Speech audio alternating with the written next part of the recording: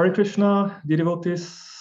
Welcome to another conversation on the importance of reading Srila Prabhupada's books. My name is Krishna Prabhupada. I'm serving in the ISKCON Ministry of Education, and today our guest speaker is His Grace Paramshreya Prabhu. Hare Krishna, Prabhu, thank you very much for joining us. Hare Krishna, thanks for having me. Paramshreya Prabhu is a senior brahmachari and preacher in the German Yatra. He was born in 1972 in Hamburg and joined the movement quite early. In the age of 16, got in touch with the devotees and later on joined the ashram for the first 10 years, mainly distributing Srila Prabhupada's books. Later on also especially developing different ways to cultivate devotees and developing actually different kind of preaching ways, such as publishing a magazine. And today also Paramshreya Prabhu runs his own podcast, the daily reading of Srimad Bhagavatam, mein tägliches Bhagavatam, right? My daily Bhagavatam.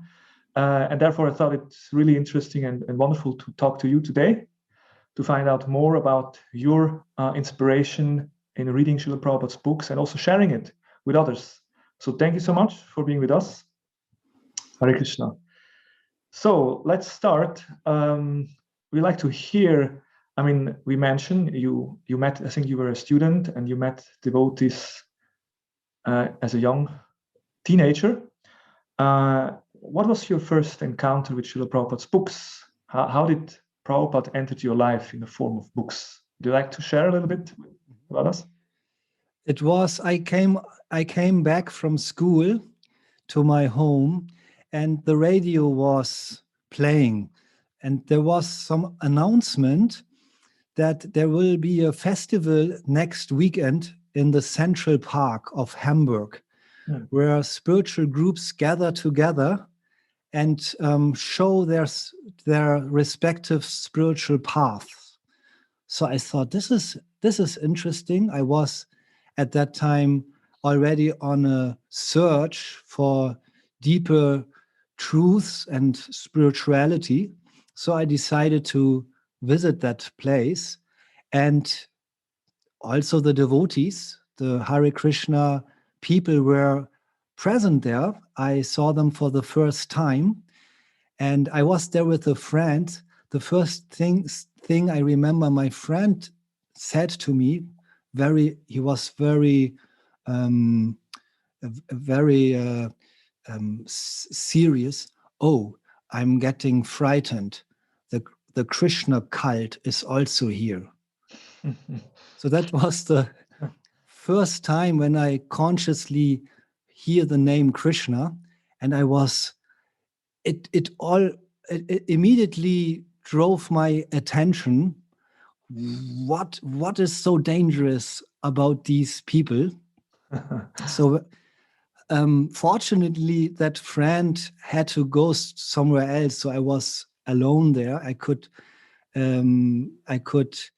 investigate about the danger of this cult, and so I approached the devotees very cautiously. And what immediately it struck me, their huge book table. And I thought, whatever these people are, they have a pretty broad and spectacular book table, also very colorful. As we all know, there are so many so-called spiritual books out there, more of the impersonal type, with some, light and some, simple colors.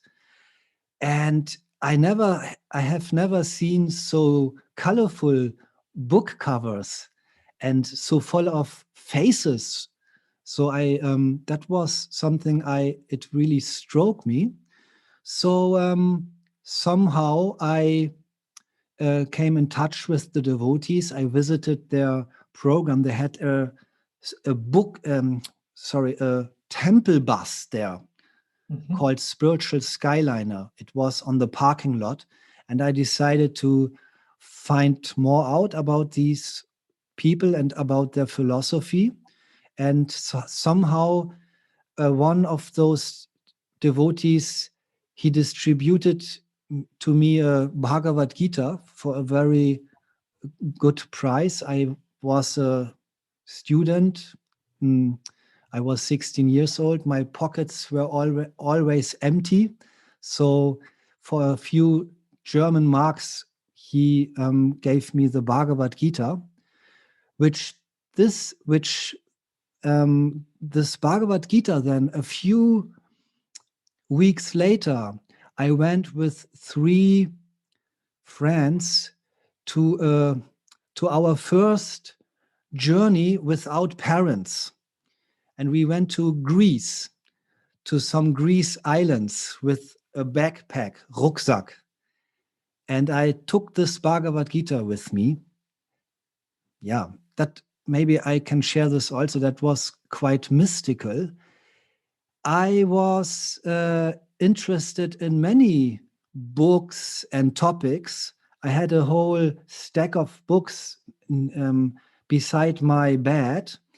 And then when the day came where I should pack my backpack for that journey, there was a case on top, with a zipper for a book. So I took the first book. There was already half of the volume left for another book, but it could not fit. And I tried out several books, but the Bhagavad Gita, it just fitted so perfectly. It was not too much space, and it was also not that the Bhagavad Gita was, wie sagt man, eingequetscht. It was not too tight. So I thought, it seems that this case is perfectly for the Bhagavad Gita. So I took the Bhagavad Gita with me to this journey. And every day I took some minutes to read in the Bhagavad Gita. And that reading of Bhagavad Gita convinced you so much that a year later you joined the ashram, became a brahmachari. Was that like this? Yes, to take the short answer, yes. Maybe one thing is interesting. We all know that when we open the book, there's also a picture of Srila Prabhupada. The very first picture often is a picture by Srila Prabhupada. So when I opened the book and I detected that there were some nice pictures inside. The first one was Srila Prabhupada's picture, and it is one of those pictures where Srila Prabhupada looks very serious, very serious. And my first thought when seeing this picture by Prabhupada was that this person is without compromises. You cannot fool him around. He will get to the point without any compromise. And that was also the mood I was reading the book. Here is some writer, some author. He is not talking around the bushes. He is always on point.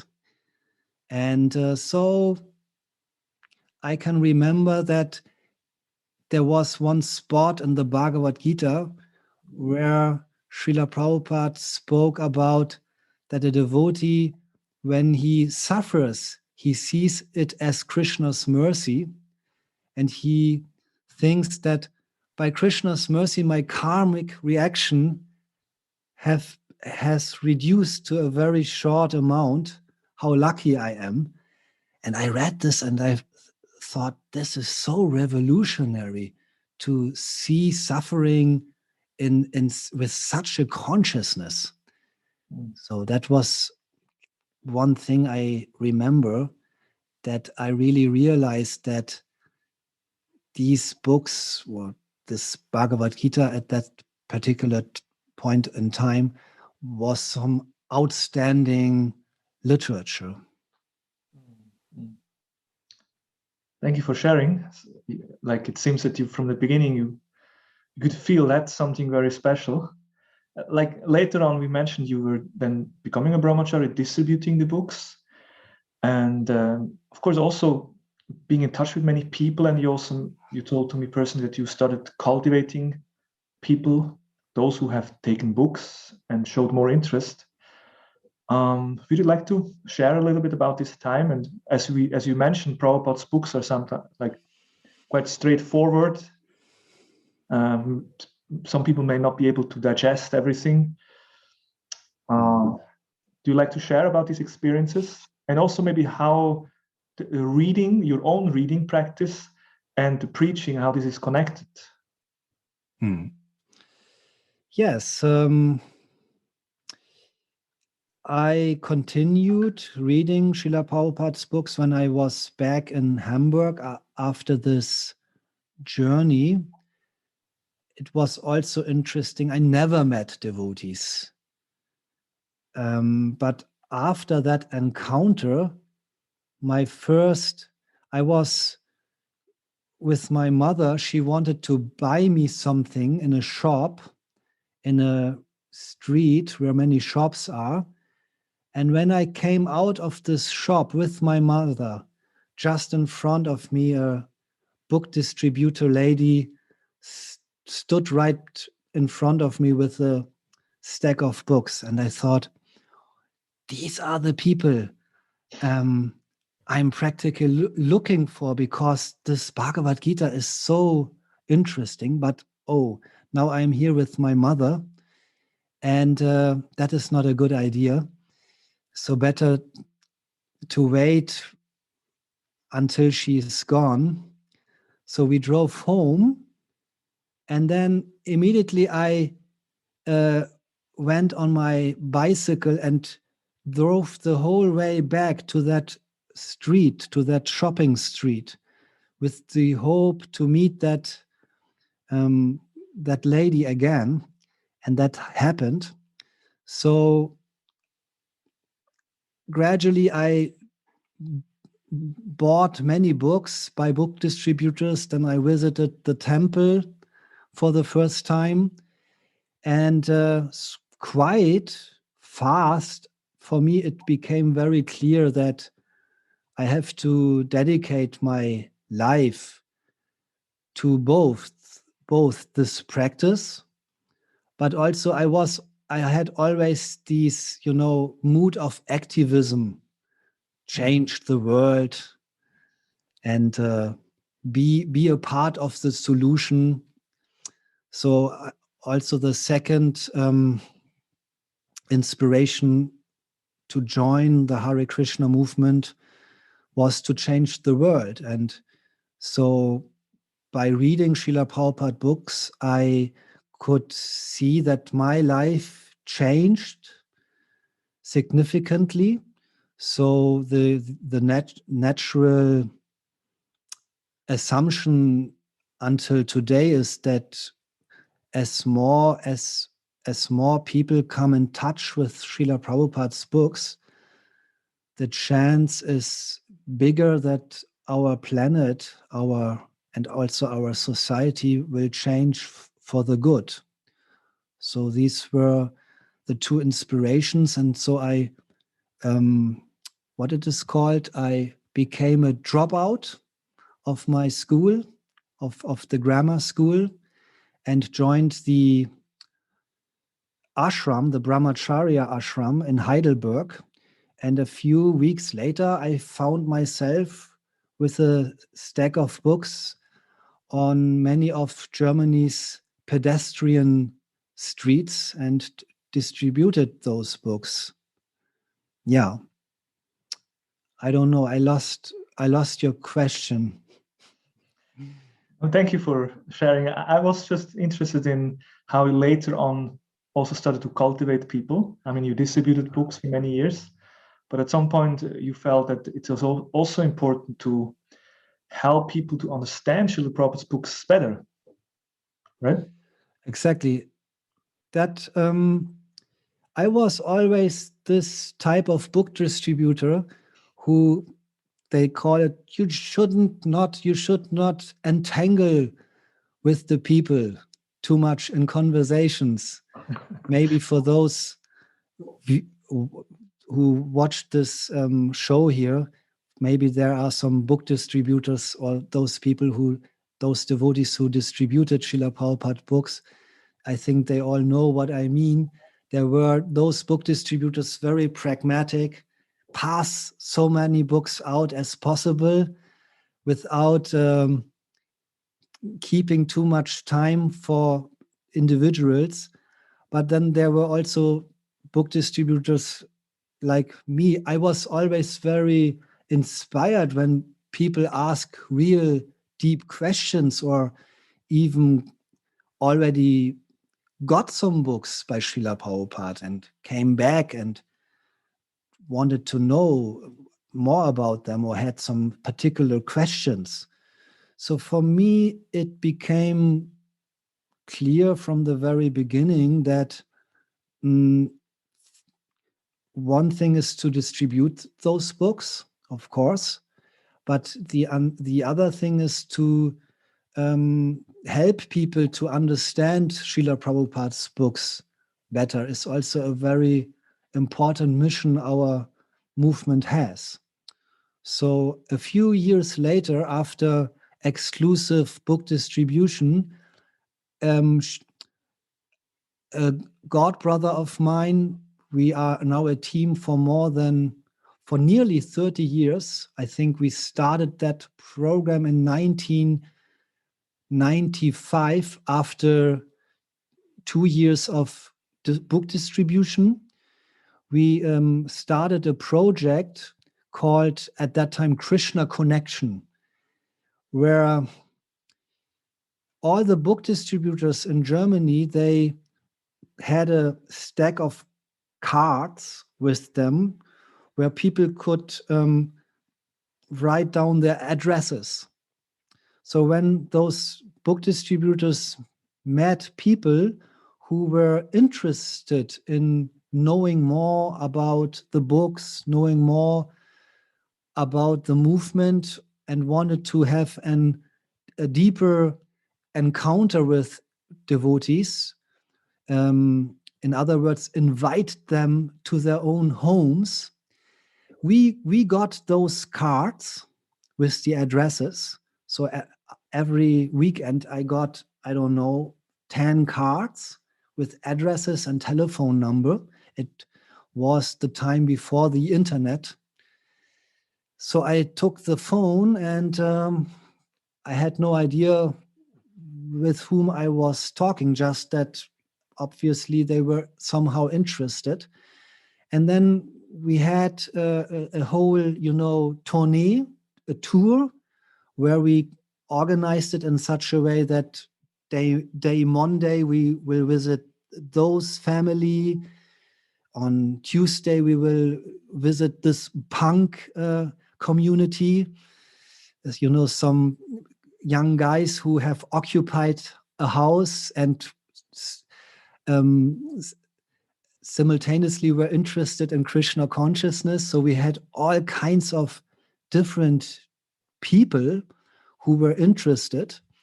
And so we organized a whole tour, and every night, so to say, we were at another's home and speaking about Srila Prabhupada's books. Mm.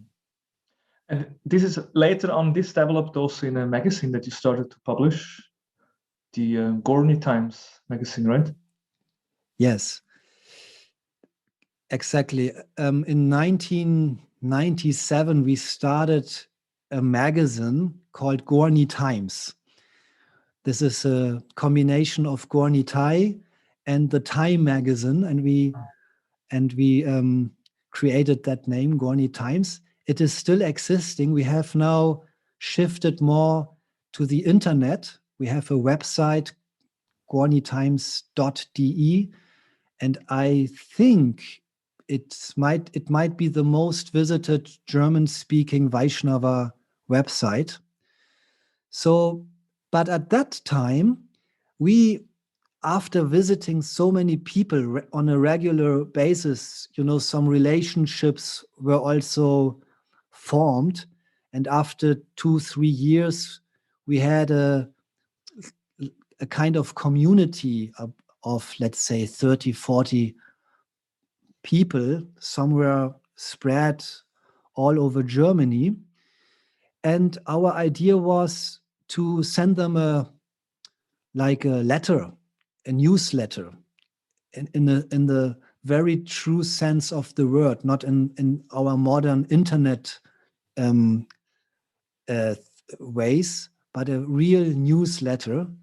So we went to the copy shop and we made some copies, and then we sent them all out. And the first newsletter had only 3 pages. And then I thought, why not making a whole, like a brochure, like a newspaper? And so after a few years, we had a magazine, a full color magazine. We got people who sponsored the printing.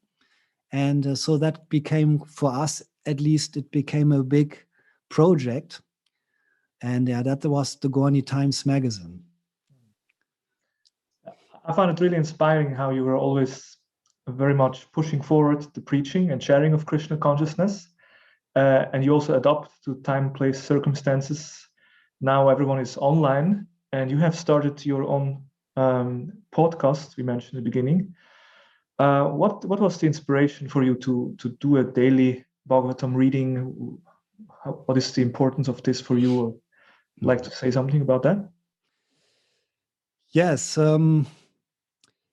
especially when the COVID crisis hit us, many of us, I live in an ashram with my godbrother in a own small brahmacharya ashram.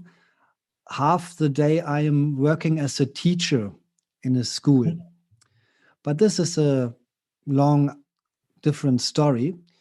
So, but sometimes especially when this COVID crisis hit us, we were restricted to travel around, having programs here in Germany. I thought, well, there is this Zoom technology. You might all be familiar already with it, that you can come together and you see all the pictures of the members who join that conference. So I thought, why not making a daily Bhagavatam podcast, like we have it in a temple. There's every morning a Bhagavatam lecture, and what is so nice is that that next day it continues exactly at the spot where the day before it ended.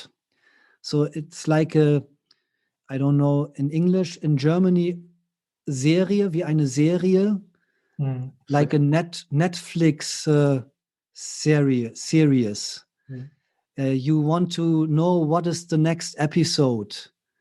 And so that happens when you read Srila Prabhupada's books regularly, systematically, then this urge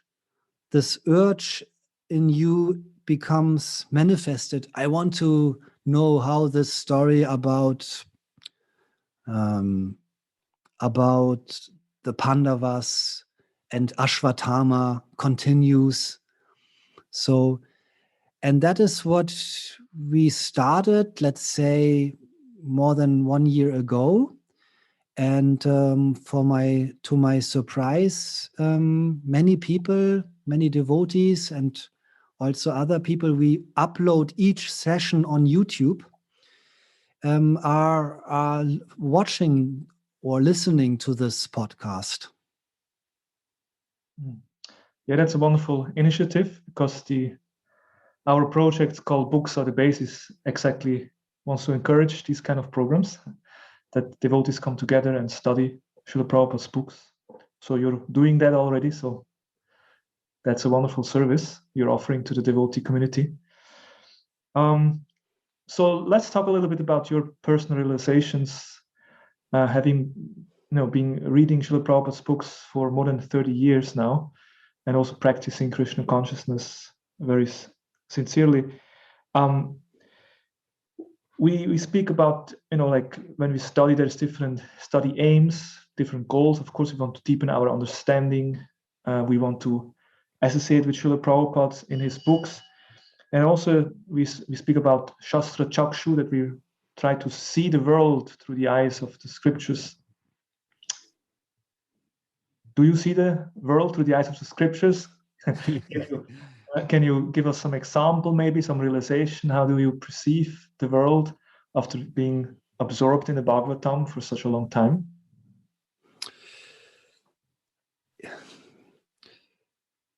Of course, this is a gradual process. As we all know, it is not that overnight we wake up and, oh, now I see the world with the Chakshu Shastra, with the eyes of the Shastras. But it is a gradual process by engaging or by practicing the process of Krishna consciousness, by reading the Bhagavatam or the Bhagavad Gita, or let's say Srila Prabhupada's books on a regular basis. Then this vision becomes more and more real. So I think first it is often a theoretical idea. For instance, I can remember when I first read in Srila Prabhupada's books that the super soul is present in every entity's heart, even in the heart of the animals and even in the hearts of the plants. And then we have these beautiful pictures where it is also being demonstrated. When we read this for the very first time, of course, we might not have a full realization of that information. But I can remember when I read this, it really struck me. Wow, there is God as a super soul present in everyone's heart, even in the animals and plants. That is really revolutionary, and it is a game changer. Mm. And also topics like vegetarianism and also what it is called environment protection, it all fits perfectly into this world vision or world view or nature view. So I think the very next day I went to school and I just tried to imagine how the super soul is in all the hearts of my classmates, and in the heart of the teacher and of the dog who is passing by. So of course, first it is more theory, but I think also when you sincerely try to adopt this spiritual information and try to apply this, it is not really only theory. It is already a level of realization. And also Krishna reciprocates when we try to sincerely apply the spiritual knowledge that we found in Srila Prabhupada's books. Then there is reciprocation. We very soon will get a realization. Yes, there is it is not just a theory or just an information, it is reality. So yeah, in this way, I think by studying Srila Prabhupada's books regularly, all these information, spiritual information we find in Srila Prabhupada's books will gradually become a real fact in our daily life. Like as you mentioned, like a process. It's through the process of Shravanam, Kirtanam, hearing and chanting and applying it, more and more becomes a reality. Okay, yeah, sure. And how would you say has your relationship to Srila Prabhupada deepened through reading his books? Would you like to say something about that? Yes, it is said that Srila Prabhupada lives eternally within his books. I have to say that although I have never met Srila Prabhupada physically, he is more present in my life now than, let's say, 31 years ago when I first saw his serious gesture.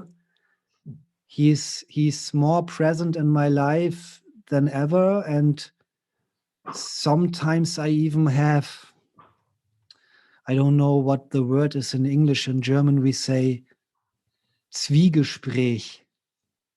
You know, some inner talk. Of course, I don't want to claim that Srila Prabhupada talks to me, but I talk to him. And sometimes I try to justify myself, Srila Prabhupada, this is because this and this. And so I know I have to be more sincere. I know I have to be more serious, Srila Prabhupada. I again have failed in my practice or in my preaching or in my sadhana. So I have more and more this one-sided conversation. I would not say one-sided. I think there is some reciprocation. Otherwise, I wouldn't do that if there would be nothing, at least some kind of feeling or confirmation. Yes, you have to be more serious. Yes, you have to be more sincere. So this, at least I get this feeling as a reciprocation. So Srila Prabhupada is really becoming a more real fact in my life, not a fact, a real person. I can turn to him and I can have a relationship to him. And of course, very direct, just by reading his books, by reading one sentence and looking at the words, which word he has chosen. Just yesterday we had a paragraph where Srila Prabhupada wrote in his purport that Narada Muni had an interview with the Supreme Personality of Godhead when he was still a young child wandering through the world. There was that day when he had an encounter with the Supreme Personality of Godhead, and Srila Prabhupada used the word interview. We found quite interesting to have an interview with the Supreme Lord. So even looking at particular words Srila Prabhupada sometimes choose is often pretty interesting.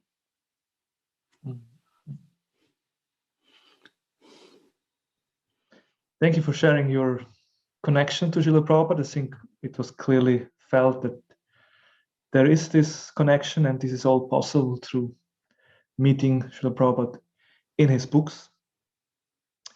Now, when it comes to the reading practice, sometimes devotees feel that there's different challenges in having a daily reading schedule. Of course, you're already doing. You help devotees by offering your daily Bhagavatam podcast. That's one way. Would you like to share any other tips, or how do you deal with challenges in maintaining strong reading sadhana? What would you suggest to devotees to have a strong reading sadhana? I think there should be, if possible, one time during the day where you read together with other devotees. In this way, it is like watching a movie together. It also connects people. That is what people often do when there is a new thrilling movie out there. They don't go alone watching this movie, but they ask their best friends, hey, shouldn't we go together? And then a whole group. I was once in a movie watching Avatar. And I could see whole groups of friends. They were coming and sitting down, let's say 6, 7. And then when they come out of this movie, they have the same stuff to talk about. So in the same way, when we read Srila Prabhupada, when we reserve some time to read Srila Prabhupada's books together, the same story or the same passage, this can lead to the point where we also discuss about it, and that is basis for connecting with each other and share the information with each other. So we have this motto, books are the basis. So books also, Srila Prabhupada's books can also be the basis of relationships, of interesting relationships. So that would be one tip. And from this, often it is that one reads together, like in a Bhagavatam class or podcast, one reads together. And then I found myself during the day, okay, tomorrow it will continue. Let me check out what will come tomorrow. So I start reading next verse, next purport. And then I thought, okay, this is very interesting. And what will follow next? And then again, I turn the page. And sometimes I see that I turn the page 5 times or even 10 times. And then I know how this continues. And so this can happen. So there is some private or personal reading, I would call it, also involved. But for me, personally, the basis to read Srila Prabhupada's books together with others is a source of big inspiration. Also to sneak around in Srila Prabhupada's books afterwards on a personal basis. I like that point of just as in a movie, they experience something together or see the same thing. So similarly, when we read Prabhupada's books, that we have the similar experience and we can have basis to share. All right, I think that's, and for those who speak German, they can join your podcast every morning at 8 o'clock, I believe, right? Yeah. And of course, 1 hour. For an hour. Yeah. And of course, there is other reading groups. That's also something that we try to help to facilitate with in the ministry education, to inspire devotees to form reading groups. The devotees come together regularly and read together Srila Prabhupada's books, because it's really a very powerful way. Yeah. And Krishna Prema Rupa Prabhu, there is also one quote where Srila Prabhupada said that by joining together on a regular daily basis, reading the Bhagavatam, newer and fresher realization will arise. Just by that coming together, right? Coming together and also have a discussion, of course, not a speculation. Although that's also interesting. We know Srila Prabhupada has established these two terms, mental speculation and philosophical speculation. Right. And there is no way, often there is no way around. You have to philosophically speculate. But as we know, Srila Prabhupada said that the second kind of speculation is authorized. And when you do this together, then often my experience is that at least one person is there who has a clue what the issue is.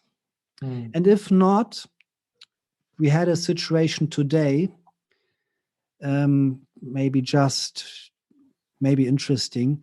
There is information about the river Saraswati.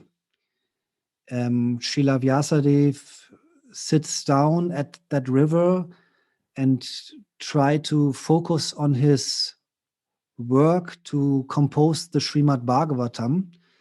So, but the historians, they never could find where the river Saraswati is, actually. They found River Ganga, River Yamuna, all those rivers. And later, they found on satellite photographs that there is a huge riverbed, dried up riverbed. And these geologists and historians are pretty, they are agreeing with each other that this actually must be the river Saraswati. And it goes parallel with the river Sindhu towards the Arabian Sea, towards Dwaraka, one can say. But then we have that information that where the Kumbh Mela takes place in Allahabad or Prayag, it is said that at that very spot, 3 rivers join together, Ganga, Yamuna, and Saraswati. So we were puzzled at that particular session. So we have this information here, we have this information there. So this is our next research project, how to understand this in full, if that is possible. Maybe you have an answer? I would also have to do research myself. Although I've been visiting Prayag, it's an amazing place. Yeah, maybe in conclusion, of course, reading and studying together is very important, and it enhances our spiritual life immensely. But then also the importance of applying what we read, trying to live according to the book, the Bhagavatam. Would you like to share any realization on how to make sure that we apply also what we read daily? Yeah, we had 2 days ago, we had also a very interesting, I would call it realization, together by studying Srila Prabhupada's books, particularly the Bhagavatam. We are now in the 1st canto, and we just finished the 6th chapter, where Narada Muni, with his Veena instrument, is leaving the ashram of Vyasadeva. And it is said that he can very freely move around through the entire universe to spread Krishna consciousness. And it is even said, we hear in the 10th canto, that he can even go to the spiritual world, or that he can go to Dwaraka very freely. And so nowadays, in this COVID crisis, we have in our normal society, we have this discussion, what is more important, freedom or security? security in the sense that we all keep ourselves healthy, that we are all healthy. That is a very secure situation when you have that feeling. Here I am in a situation where I won't get sick. So this is a very big topic and a value we all, I think we all strive for, that we all try to be as healthy, and as long as possible, we want to be healthy as possible. But on the other side, we also, the value of freedom is very, very much appreciated by every one of us. It is even said in that purport that for the soul, it is a natural aspiration to feel this full kind of freedom. So in the material world, we found out, and many philosophers have said, that the more you are striving for freedom, you are more in a risky position to lose your security. And vice versa, the more you strive for security, that everything is safe and stable, then it is on cost of the freedom. Or as we know that slogan, no risk, no fun. So when there is no risk, everything is stable, everything is safe, then again, people become morose. Where's the fun? Where's the risk? Where's the adventure? So it seems that without Krishna consciousness here in the material world, we cannot really vereinbaren. It is not compatible. You cannot combine freedom with safety or security in the material world. But from the story of Narada Muni, we understand that Narada Muni has both. He got the very deep protection by the Lord. He's fully protected as a pure devotee, as a totally dedicated devotee. He gets full protection. As Krishna says in the Bhagavad Gita, Sarva Dhamman Parityaja, if you turn to me alone for protection, I will give you that protection. So Narada Muni is a very good example. And simultaneously, he got full freedom from Krishna. It is even said that his instrument, the veena, he got as a gift, as a personal gift from Krishna. And as we know, he takes that instrument, and by playing, he moves around. So that's really struck us, I think 2 days ago, really struck us. Hey, when we turn to Krishna consciousness, or to put it in your ways, when we apply the knowledge of Srila Prabhupada's books, then we can even transcend this Widerspruch,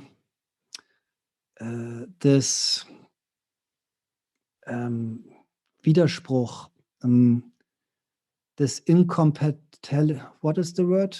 Contradiction, or this contradiction. Exactly. We can transcend this contradiction of freedom and security. Thank you. That's a nice way of Shastra Chakshu, looking at the present situation and seeing the Bhagavatam, how we can take lessons from there. All right. Thank you. And Krishna Prema Rupa, just to have an activism note here, I think that would be also a very interesting message to today's society, because you can see this discussion is going back and forth now when you look in the social networking or in the official TV, there's always this discussion, this debate, and it seems that they don't come to a conclusion. And now we have a third offer of a viewpoint that would be very, I think, if we present it in an interesting way, I could imagine it would be very much appreciated. Yeah, that was Srila Prabhupada's program to present spiritual wisdom, which is relevant today. Do you have any last message for us? Yeah. Read Srila Prabhupada's books as often as you can. Create a group of like-minded, of friends, even if you are only 2 or 3 or 4, and find some time, half an hour a day, come together and read Srila Prabhupada's books in a systematic way. I think it will be a huge game changer for your spiritual life. Thank you so much, Prabhu, for joining us and sharing your realization.